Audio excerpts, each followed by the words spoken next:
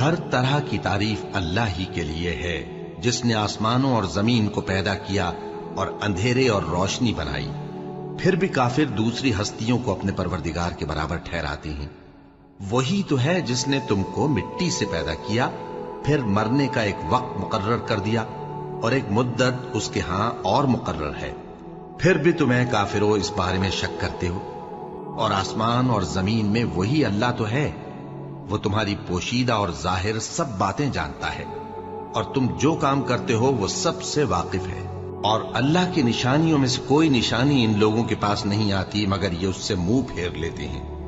جب ان کے پاس حق آیا تو اس کو بھی انہوں نے جھٹلا دیا، سو ان کو ان چیزوں کا جن سے یہ ہنسی کرتے ہیں ان قریب انجام معلوم ہو جائے گا۔